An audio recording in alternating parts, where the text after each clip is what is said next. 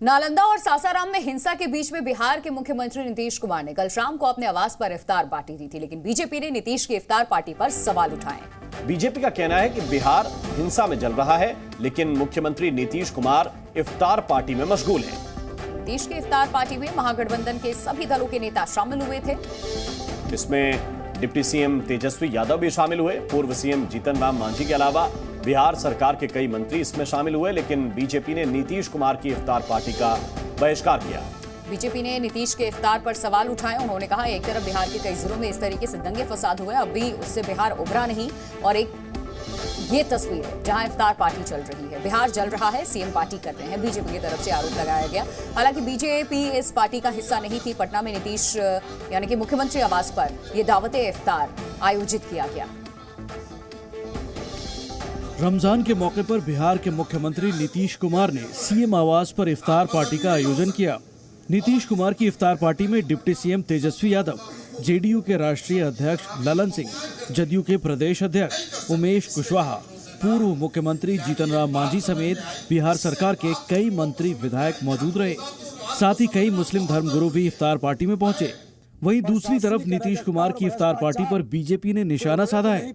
बिहार में नेता प्रतिपक्ष विजय सिन्हा ने कहा है कि बिहार जल रहा है और सीएम नीतीश कुमार इफ्तार पार्टी कर रहे हैं। जहां खुल करके हत्या, अपहरण, लूट, बलात्कार हो रहा है, दंगा हो रहा है, बिहार जल रहा है, हम वहां इफ्तार मनाएं? ऐसा इफ्तार नहीं चाहिए।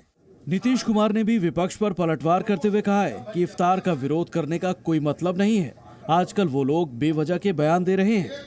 आजकल उन लोगों की आदत हो गई है बिना मतलब की बात करना। रजनीश हमारे सहयोगी इस खबर पे और ज्यादा जानकारी के साथ जुड़ चुके हैं। रजनीश, एक तो ये कहा जा रहा है कि हर साल ऐसे इफ्तार पार्टी का आयोजन होता है, लेकिन सवाल इसलिए खड़े हो रहे हैं क्योंकि टाइमिंग ऐसी है। एक तरफ बिहार के कई जिलों में हमने देखा लोग रो रहे हैं, बिलख रहे हैं, इंसाफ की गुहार लगा रहे हैं, दूसरी तरफ बिहार के ही मुख्यमंत्री इफ्तार पार्टी करते नजर आ रहे हैं।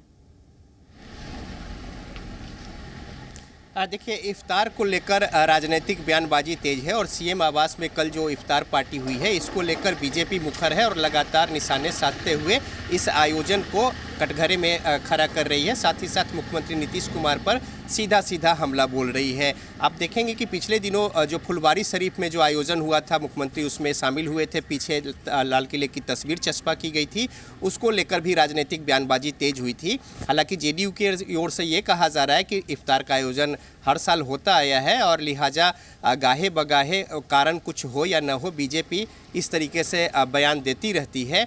दूसरी ओर आप देखेंगे कि तमाम जो बड़े नेता हैं बीजेपी के, चाहे गिरिराज सिंह हो या नेता प्रतिपक्ष हो सुशील कुमार मोदी हो या दूसरे बड़े नेता हो, वो इस आयोजन को लेकर कटघरे में खड़ा कर रहे हैं। साथ ही साथ बिहार शरीफ और सासाराम की घटना का हवाला दे रहे हैं।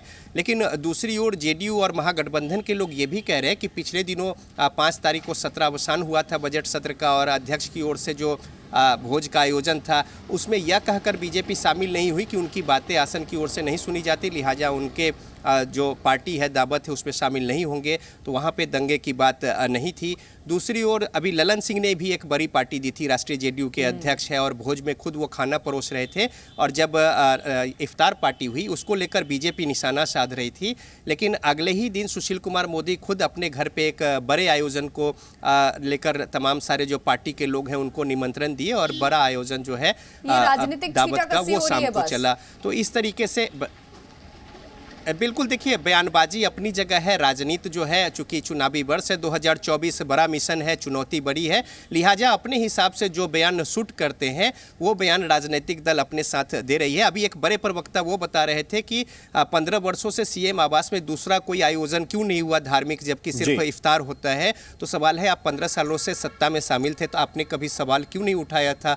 तो देखिए, दोनों ओर से ये बातें हैं, चाहे महागठबंधन के घटक दल, दोनों ओर के लोगों को देना ही चाहिए। बहुत बहुत शुक्रिया, बहुत बहुत धन्यवाद रजनीश आपका इस पूरे अपडेट के लिए।